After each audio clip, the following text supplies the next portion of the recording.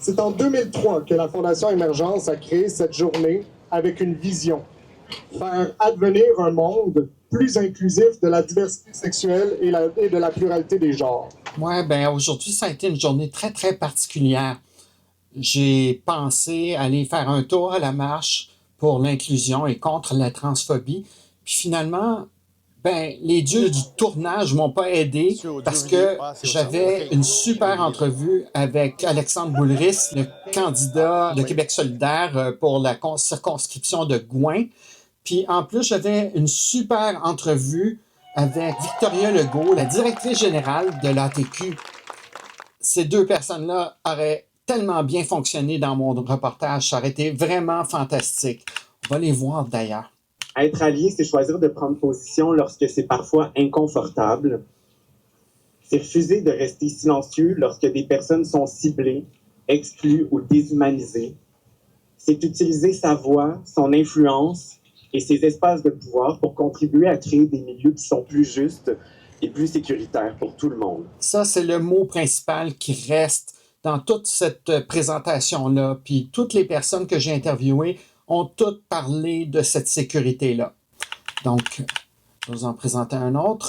Ces derniers temps, on voit des attaques, on voit à travers le pays au complet, on l'a vu dans certains pays, en Afrique en ce moment, des droits ont été enlevés aux personnes LGBTQ. C'est une chasse à l'homme, concrètement. Donc, c'est important là, de se mobiliser plus qu'on peut. Ils sont temps que le PSPP reste au pouvoir. Tant ils sont temps que vous avez des députés comme Catherine Jacquin qui vont revendiquer l'inclusion du mot femme pour des raisons exclusionnaires. Oui, en fait, ça aussi, c'est une particularité de cette manifestation-là, c'est qu'il y a quelque chose de vraiment étrange qui s'est passé. Puis, justement, mon amie Céleste, qui est une personne qui aide les personnes trans avec son organisation qui s'appelle Jury Trans, a mentionné très clairement qu'il y avait une difficulté ici. Puis, c'est vrai, c'est incroyable de penser que le Parti québécois, qui est actuellement mené par un leader politique qui a des propos transphobes, puisse même ouvrir cette marche. C'est très étonnant. Mais quand on comprend que M. Schnob, qui est le porte-parole du Parti québécois et qui veut être élu dans la circonscription de Sainte-Marie-Saint-Jacques, était un membre du conseil d'administration de Émergence, on comprend alors que justement le Parti québécois a été avantagé ici dans sa présentation. D'ailleurs, je vais vous présenter un extrait de M. Schnob.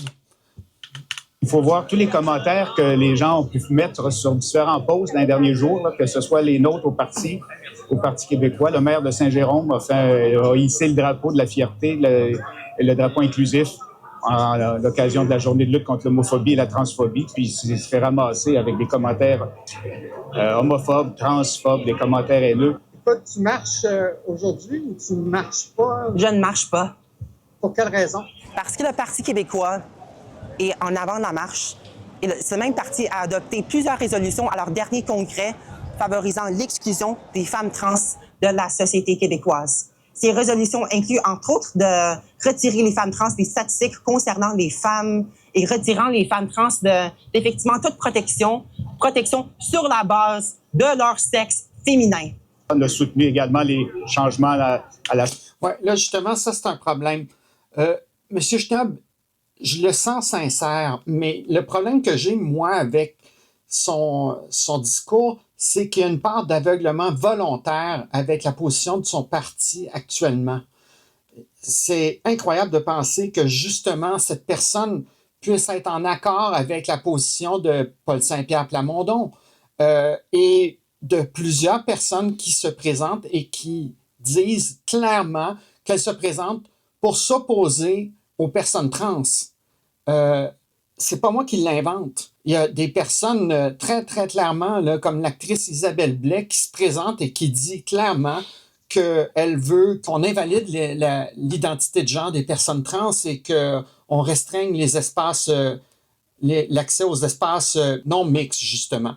Donc, ça, c'est vraiment un problème. Moi, j'ai de la misère à comprendre la position de M. Schnob, mais je comprends que c'est un allié, c'est une personne qui a fait partie de la Fondation Émergence. Je ne remets pas en question la Fondation Émergence. D'ailleurs, mon but ici n'est pas de présenter des méchants puis des bons, mais permettez-moi d'être perplexe quand même, puis de vraiment avoir un doute là ici. Alors voilà, je vais continuer. Pour les enjeux de discrimination liés aux identités de genre. Donc, le Parti québécois est toujours derrière ces causes-là. Et dans son programme et dans ses engagements maintenant, il n'est jamais question de recul d'aucune manière sur les droits des personnes trans et des personnes de la communauté LGBTQ. Au contraire, ces droits-là existent, ils sont protégés par les chartes, ils vont toujours l'être. Ça m'étonne. Moi, c'est ça. C'est comme s'ils ne voyaient pas ce qui se passe sur les médias sociaux, entre autres sur Facebook. Donc, j'ai bien de la misère à comprendre où est-ce qu'on s'en va avec ça. Mais je vais lui donner le bénéfice du doute parce que c'est quand même une personne de la communauté. Et moi, je ne suis pas contre les personnes de la communauté. Au contraire, mon vlog est là pour appuyer les personnes de la communauté, quelles qu'elles soient. Alors ça, pour moi, c'est important. Cependant, je vais être d'accord et j'ai posé une question d'ailleurs à Céleste. Pourquoi Québec solidaire s'est pas prévalu d'être justement, parce que c'est un parti inclusif, de revendiquer le droit d'être à l'avant de la marche? Et voilà qu'est-ce qu'elle m'a répondu. Pourquoi Québec solidaire n'ouvre pas la marche à ce moment-là? Ils sont pour les personnes trans? Manque de courage. Honnêtement, pour moi, je vois une absence de courage dans une manifestation qui est, honnêtement, n'est même pas une manifestation, mais plutôt un défilé. C'est un constat extrême, moi, je trouve. Mais bon, je l'accepte et puis je trouve ça très, très important qu'on en parle. Alors, finalement, je me suis rendu compte que c'était pas une journée aussi évidente de fête.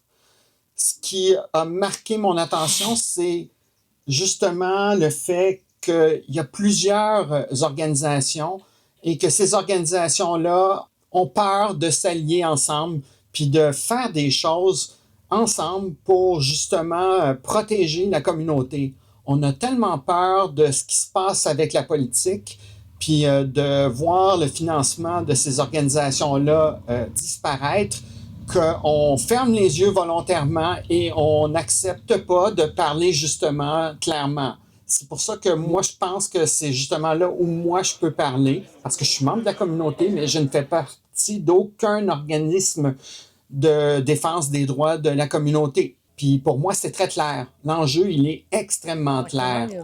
Je veux parler de tous les sujets, mais je veux aussi parler de l'inclusion des personnes trans dans la communauté. Pour moi, c'est essentiel. Ça fait partie de l'importance qu'on a, nous, en tant que communauté, même si on n'est pas des personnes nombreuses, on représente moins d'1% de la population, mais c'est pas vrai que nous sommes le 1% qui est en train de détruire le monde. C'est le message que j'espère livrer aujourd'hui. J'espère que je vous ai convaincu le mieux que j'ai pu avec ce tournage. Je vous souhaite de passer une bonne soirée, puis on se revoit pour une autre version de Vite, ça suffit. À bientôt.